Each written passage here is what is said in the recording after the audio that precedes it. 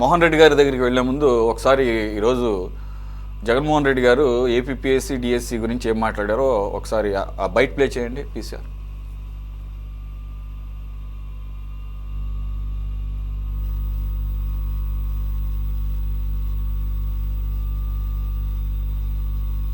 ముందు byte play చేయండి, తర్వాత ట్వీట్ సంగతి ఏంటో చూద్దాం.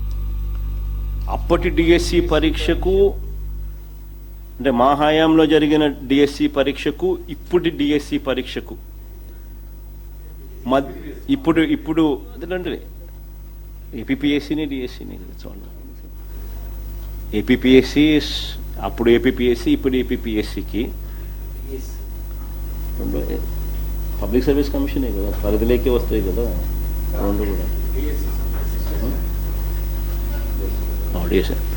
అప్పుడు ఏపీపీఎస్సీ పరీక్ష ఇప్పుడు డిఎస్సి మాదిరిగా ఇప్పుడు అదేంటే ఏపీపీఎస్సీని డిఎస్సిని చూడండి. ఏపీపీఎస్సీ అప్పుడు ఏపీపీఎస్సీ ఇప్పుడు ఏపీపీఎస్సీకి రెండు పబ్లిక్ సర్వీస్ కమిషనే కదా, పరిధిలోకి వస్తాయి కదా రెండు కూడా. అప్పుడు ఏపీపీఎస్సీ పరీక్ష ఇప్పుడు డిఎస్సి మాదిరిగా. ఒకసారి ఫుల్ స్క్రీన్ ఇవ్వండి, లోకేష్ ట్వీట్ ఒకసారి చూద్దాం, ఎందుకంటే అది క్వైట్ రీసెంట్, వెరీ ఈవినింగ్ వచ్చింది. అది doesn't know what APPSC means, doesn't know what DSC means, things they are both the same.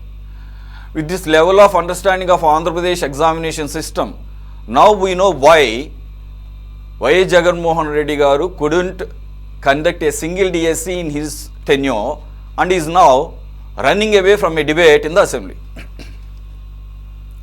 Mohan Reddy గారు, ఇంక నేను అడగడానికి ఏం లేదు సార్. ఏపీపీఎస్సీ డిఎస్సి గురించి మీకు అందరికీ ఉన్నటువంటి అవగాహన కూడా జగన్మోహన్ రెడ్డి గారికి లేదు అనేది సాక్షాత్తు ఆయన నోటి ద్వారానే ఆయనే చెప్పుకున్నారు. చెప్పుకున్న తర్వాత ఇంకా ఛాలెంజ్లు ఎందుకు సార్? ఇంకా ఏం ఛాలెంజ్ చేస్తారు? అప్పుడు ఏపీపీఎస్సీ అంట, ఇప్పుడు ఏపీపీఎస్సీ అంట, అప్పుడు డిఎస్సి అంట, ఇప్పుడు డిఎస్సి అంట. మీ కాలంలో అసలు డిఎస్సి ఎక్కడ ఉంది అసలు?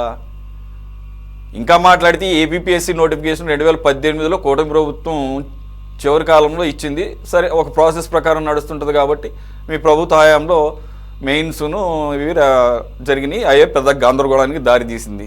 ఎవరు ప్రిలిమ్స్ను తప్పుపట్టట్లే. ఇప్పుడు మీ హయాంలో జరిగినటువంటి మెయిన్స్ ఇంటర్వ్యూలు, మెయిన్స్ ముఖ్యంగా జరిగిన మూల్యాంకనం 3 సార్లుగా దాంట్లో తప్పుడు తడగలు ఆల్రెడీ దాని గురించి మాట్లాడు. ఇప్పుడు జగన్మోహన్ రెడ్డి గారు అసలు వాటి గురించి ఏమీ ప్రస్తావించకుండా, అలాగే సాక్షి పత్రికలో అసలు క్లీన్ చిట్ ఇచ్చిందట. మరి సిట్ రిపోర్ట్ ఇప్పటి వరకు చెప్పుకుంది ఏంటిది? అది క్లీన్ చిట్ అంటారు వాటిని. హాయ్లాండ్లో మూల్యాంకనం, ప్రైవేటు వ్యక్తులు ప్రైవేట్ ప్రెమిసెస్లో మూల్యాంకనం, 730 718 ట్యాంపరింగు, అది క్లీన్గా కనపడింది ఆ సాక్షికి. మరి మీరైతే ఆ మాట అనలేదు, మరి ఒక పత్రిక ఎలా రాస్తారో తెలియదు. అది సార్, జగన్మోహన్ రెడ్డి గారికి ముందు ఏపీపీఎస్సీ డిఎస్సి అంటే ముందు ఒక అవగాహనకు వచ్చిన తర్వాత దీని గురించి ఫర్దర్గా మాట్లాడుకుంటే బెటర్ ఏమో. దీన్ని ఇక్కడితో ఆపుకుంటాం బెటర్ ఏమో అని అనిపిస్తుంది ఆయన మాట్లాడిన తీరు చూస్తుంటాయి. ఏమంటారు? మేము వెళ్ళిపోతాం, మీరే మాట్లాడుకోండి, సరిపోతుంది కదా. ఎందుకంటే జగన్మోహన్ రెడ్డి గారు మా నాయకుడు, ఆయన తప్పు చేసినప్పుడు మేము తప్పు చేసినట్టు క్లోజ్ చేసేయండి, మేము వెళ్ళిపోతాం, మీరే మాట్లాడుకోండి, సరిపోతుంది కదా. మరి లేకపోతే ఆయన వస్తే ఆయన అడిగి మాట్లాడుకోండి, మమ్మల్ని ఎందుకు పిలిచాలా? అయితే నేనేమంటున్నానంటే కూటమి కండ వేసుకోండి. అదే కోర్టులు తెలుస్తాయి కానీ మీకన్నా అవగాహన ఉందా? అదని చెప్పండి కనీసం. ఏపీపీఎస్సీ డిఎస్సి అంటే అవగాహన ఉందా? మరి జగన్మోహన్ రెడ్డి గారు అవగాహన లేకుండా మాట్లాడారు కదా. అలా కాదండి, ఇప్పుడు బయట విన్నారు కదా, బయట ఆయనే మాట్లాడుతున్నారు కదా. పబ్లిక్ సర్వీస్ కమిషన్ అన్న డిఎస్సీ అన్న ఒకటే అంటున్నారు కదా సార్, దానికి సమాధానం చెప్పండి. ఈ బీటింగ్ ఎవరితో బుష్ ఎందుకు? ముఖ్యమంత్రిగా ఉంటే ఇక్కడ ఇప్పుడు అది కాదు మనం మాట్లాడుతుంది. నేనేమంటున్నానంటే ఆయన ఏమన్నా కన్ఫ్యూజ్ అయ్యారని చెప్పండి. కాదండి, కాదు, మీరేమని చెప్పొచ్చు, ఆయన కాస్త కన్ఫ్యూజ్ అయ్యారండి అని చెప్పొచ్చు. అలా కాకుండా బీటింగ్ అరౌండ్ ద బుష్ ఏంటి, మీరు కండువాల గురించి మాట్లాడతారేంటి? ఆయన మాట్లాడిందే కదా ప్లే చేసింది. ఏమన్నా ఎడిటింగ్ చేశారు అక్కడ? మాట్లాడేటప్పుడు వినండి, లోకేష్ గారు మాట్లాడినట్టు ఎన్ని పెట్టండి ఒకసారి. తెలుగుదేశం పార్టీ ఓటు ఇచ్చారు. ఇప్పుడు గ్రూప్ 1 డిఎస్సి గురించి మాట్లాడండి. ఆయన తప్పు మాట్లాడితే ఇప్పుడు డిఎస్సి గురించి కానీ గ్రూప్ 1 గురించి కానీ చంద్రబాబు నాయుడు గారు కానీ లోకేష్ గారు కానీ తప్పు మాట్లాడితే తప్పు ఖండిద్దాం సార్. వాళ్ళు ఏమన్నా తప్పు మాట్లాడితే ఖండిద్దాం సార్. చెప్పండి చెప్పండి. మీరు ముందు స్టార్ట్ చేయడం అట్లా అంటున్నారు కదా. నేనేమంటున్నానంటే ఇప్పటికైనా ఈ డిఎస్సి గోల వదిలేసి నిజమైన ప్రజా సమస్యల గురించి ఇప్పటికైనా ఒక మాట్లాడటానికి ఆలోచన చేస్తారా లేదా అనేది దాని సారాంశం చెప్పండి. అదే మీడియా ఛానల్ ఉన్నాయి కదా, బ్రహ్మాండంగా ప్రజా సమస్యల పైన మాట్లాడడానికి, బ్రహ్మాండంగా ఎత్తి చూపించడానికి, బ్రహ్మాండంగా వాళ్ళు చేయకుండా చేసినాయని చెప్పడానికి, తుఫాను కూడా ఇక పక్కకు మళ్ళీ చెప్పడానికి కావాల్సిన మీడియా ఛానల్ ఉన్నాయి సార్. ఇంకేంటికి జగన్మోహన్ రెడ్డి గారు రాష్ట్రంలో ప్రతిపక్షం ఎందుకు మీరే ఉంటే సరిపోతుంది కదా. ఎవరికి ఇష్టం వచ్చినట్టు ఎట్లా సురేష్ గారు మీరు ఎవరు సార్? మాజీ నేనేం మాట్లాడాను సార్? నేనేమంటున్నా చెప్పండి. అదే చెప్పండి మీరు మీ నాయకులే కదా అక్కడ కరెక్ట్ చేస్తుంది. మీ నాయకులే కదండి అక్కడ కరెక్ట్ చేస్తుంది. నేను అన్నది కాదు. లోకేష్ కూడా అదే సమాధానం చెప్పండి. అయితే లోకేష్ కూడా అదే సమాధానం చెప్పండి. ఎప్పుడు చెప్పండి, మీరు చూపిండే తెలుగుదేశం పార్టీకి ఓటు వచ్చే వాళ్ళు ఉర్రే వాళ్ళు వేసుకున్నట్టయింది. అది కూడా చూపిండి మరి. ఇప్పుడు నేను ప్లే చేసింది చదివిద్ది నారా లోకేష్ ట్వీట్ చేసినటువంటి వ్యవహారం. దాని సమాధానం చెప్పండి. అవునబ్బా, మీరు ట్వీట్ చేసి చెప్తారు, మీరు అన్ని చూపించారులే. మేము కూడా అదే చెప్తున్నాం. చంద్రబాబు నాయుడు గారు లోకేష్ గారు మనకు ఓటేస్తే మన పార్టీని మనమే ఉరేసుకున్నట్టయితే తెలుగుదేశం పార్టీకి ఓటేయకండి అన్నారు కదా. మరి వాళ్ళు ఎందుకు రాజకీయాల్లో ఉండాలా? వాళ్ళ రాజకీయాలు వదిలిపెట్టి పోవచ్చు కదా. ఎస్సీలలో ఎవరైనా పుట్టాలని అనుకుంటారా కదా. మరి అలాంటప్పుడు మనం ఎందుకు ఎస్సీలలో రాష్ట్రంలో మెజార్టీ ఎస్సీలు ఉన్న ప్రాంతంలో మనం ఎందుకు పరిపాలన చేయాలా? మనం ఎందుకు పోదామని చెప్పండి. అది కూడా చూపించండి. మరి అప్పుడు మేము ఒప్పుకుంటాం. మీరు జగన్మోహన్ రెడ్డి గారు ఒక్కటి పొరపాటున మాట్లాడితే దాన్ని తీసుకొచ్చి మీరు ఇచ్చి చూపించారంటే ఏమనుకోవాలి సార్? ఏంది మరి రాష్ట్రంలో 3 నెలల నుంచి జరుగుతున్న పంచాయతీ సార్ ఇది. 3 నెలల నుంచి జరుగుతున్న పంచాయతీ ఇది. ఇప్పుడు ఒక్కటి మీరు ఒకసారి కొంచెం ఓపిక పట్టండి. ఎందుకంటే మీరు చాలా ఆవేశంలో మీరే ఉన్నారు. వాళ్ళు ఎవరన్నా ఉంటారో లేదో తెలుసు, కానీ మీరు కొంచెం ఓపిక పట్టండి. ఒక్కసారి చూడండి.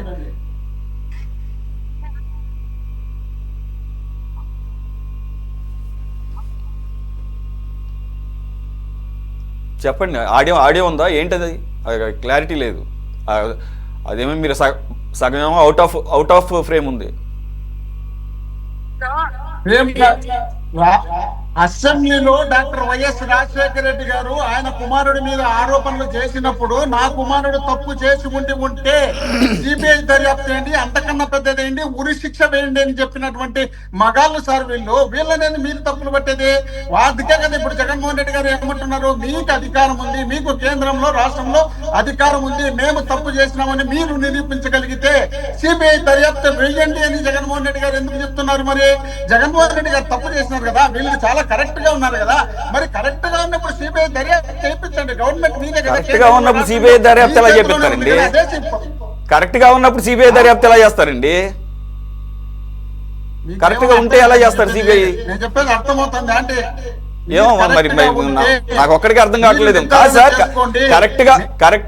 కరెక్ట్ గా ఉందనే కదా కోర్టులు కూడా ఒక నిర్ణయానికి వచ్చింది. కోర్టులో తేలంది, మళ్ళీ సిబిఐ ఏంటంటున్నా? కోర్టుల ద్వారా సిబిఐకి తెచ్చుకోండి. లేకపోతే మీకు తెలిసేమో 350 కేసులు ఉన్నాయి సురేష్ గారు. మీకు అసలు విషయం తెలుసునో లేదో 350 కేసులు. మరి కోర్టులు ఎందుకని స్టే ఇవ్వలేదు?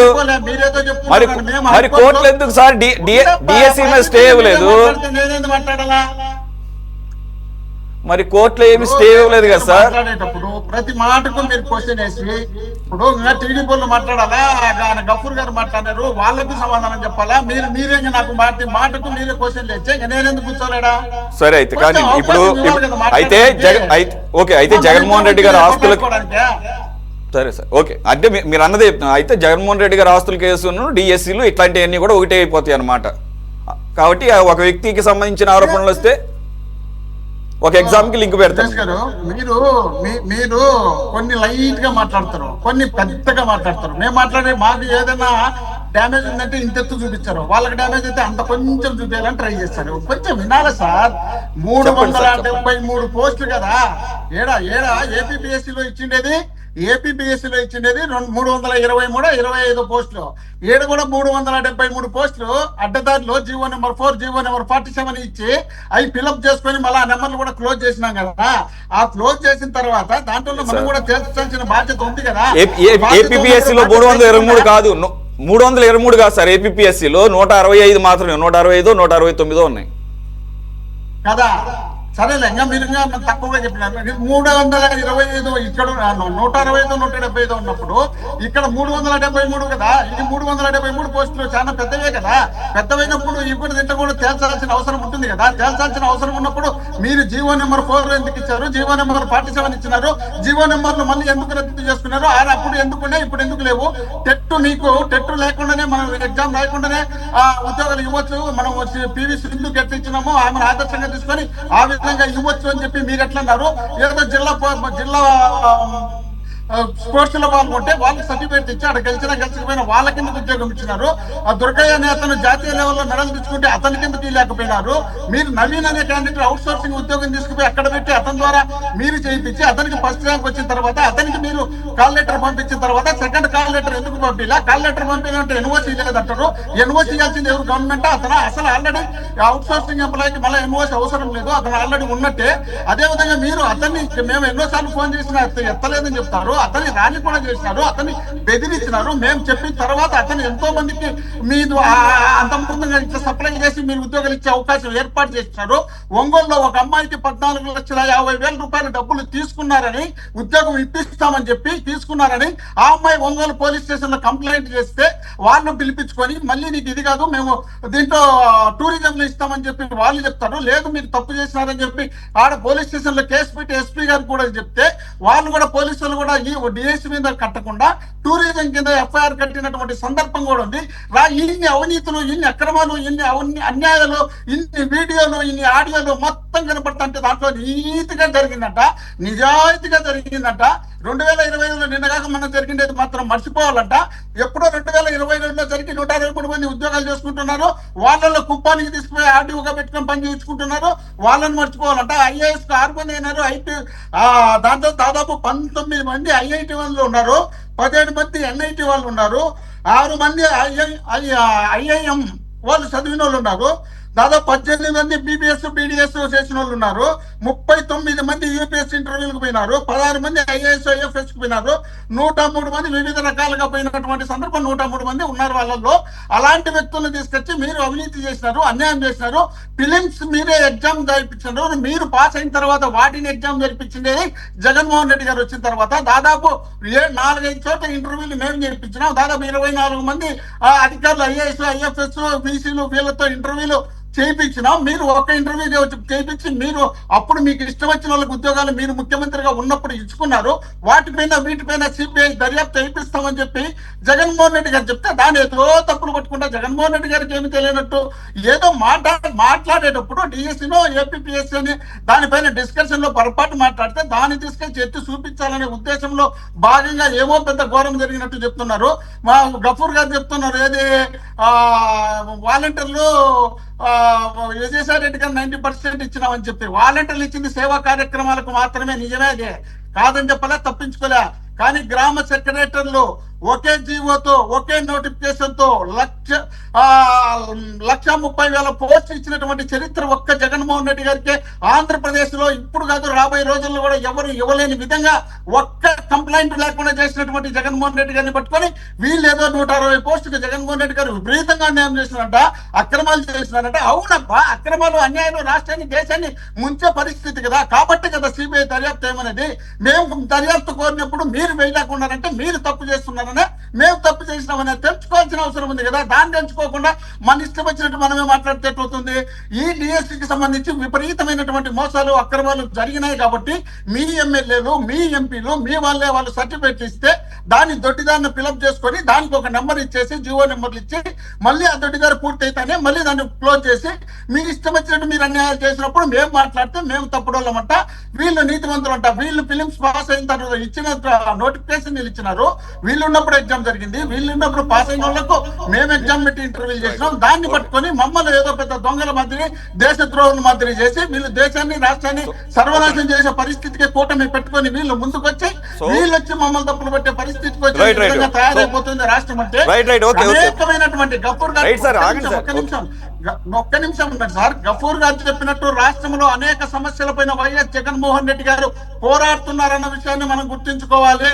రాష్ట్రంలో జరిగినటువంటి రైతులకు సంబంధించి కానీ విద్యార్థులకు సంబంధించిన ఫీజు రియంబర్స్మెంట్ కానీ అనేకమైనటువంటి కార్యక్రమాల పైన కలెక్టరేట్లు, ధర్నాలు, రాస్తారోకోలు రాష్ట్రంలో వైఎస్ఆర్ కాంగ్రెస్ పార్టీ అధికారం పోయినప్పటి నుండి ఇప్పటి వరకు నిరంతరం పోరాటం చేస్తూనే ఉన్నాం తప్ప మేము ఇంట్లో పండుకోలేదు. వాళ్ళు ఇష్టం వచ్చినట్టు వాళ్ళ అవసరాలకు వాళ్ళు వాడుకొని వాళ్ళు ఇష్టం వచ్చినట్టు వాళ్ళు తయారైనారు కాబట్టి మేము ఎప్పటికప్పుడు పోరాటం చేస్తుంటే జనం బ్రహ్మాండమైనటువంటి నీరాజనం పడుతుంటే దాన్ని చూసి భరించలేక విపరీతమైనటువంటి టార్చర్లు పెడుతూ విపరీతమైనటువంటి కేసులు పెడుతూ విపరీతమైనటువంటి దాడులు చేస్తూ అన్యాయం చేస్తూ అక్రమాలు చేస్తూ రేపులు చేస్తూ మర్డర్లు చేస్తున్నా కూడా పట్టించుకోలేని పరిస్థితులు ఉండే సీనియర్ నాయకులుగా ఉన్నటువంటి గఫూర్ గారు నవ్వుతున్నారంటే మరి ఆ ప్రియాంక డాక్టర్ను చంపినప్పుడు దానికి కూడా నవ్వుతున్నారో లేక రాష్ట్రంలో రేపుల జాలకు నవ్వుతున్నారో లేక అక్రమాలకు నవ్వుతున్నారో నాకు అర్థం కావడం లేదు.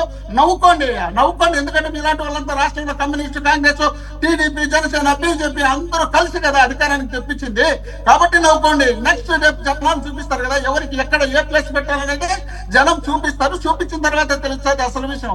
కాబట్టి ఇష్టం వచ్చినట్టు మనం మాట్లాడాలనే ఉద్దేశంతో మాట్లాడకుండా సబ్జెక్ట్ మీద కరెక్ట్ గా మాట్లాడితే కరెక్ట్ ఆన్సర్ చెప్తాం. చెప్పమని మేము అనలేదు కదా.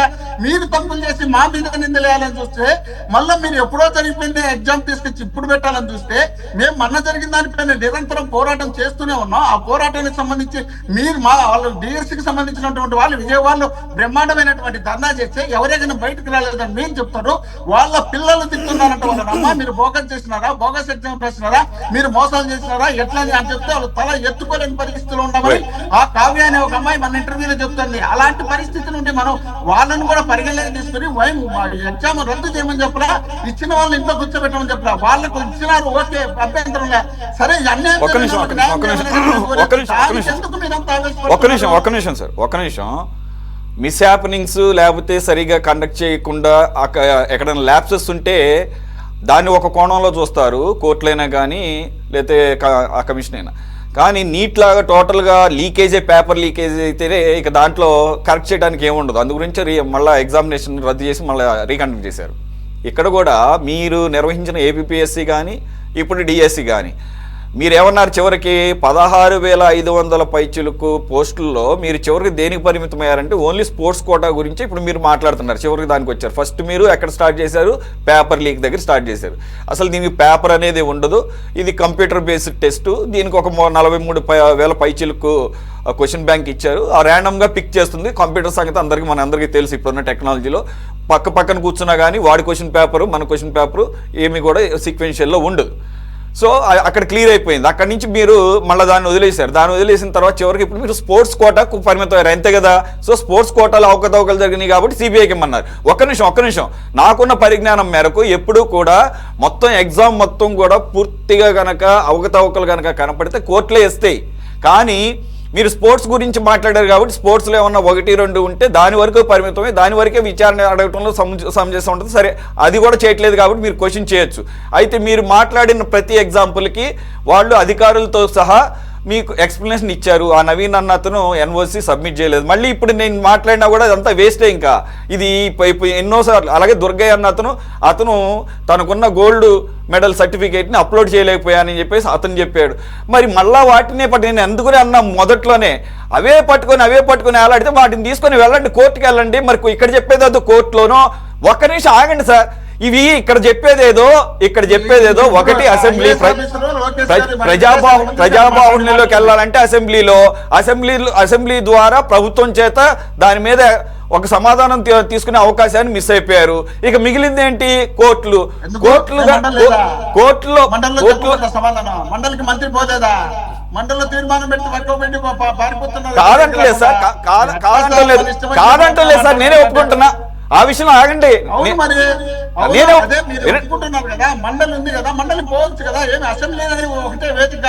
కరెక్టే సార్, నేను కాదంటం లేదు. ఇప్పుడు ఎల్నినో సెకండ్ టాపిక్ గా అసెంబ్లీలో తీసుకున్నప్పుడు ఎల్నినో మండలిలోనే మొదటి టాపిక్ గా తీసుకొని డిఎస్సీ తర్వాత తీసుకోవాలన్న మీరు అడిగిన దానికి సమంజసమే, దానికి కాదంటలా.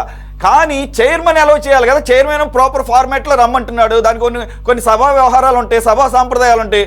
అమ్మ శిరీష్ గారు, ఎక్కువసేపు మిమ్మల్ని వెయిట్ చేపిస్తున్నా.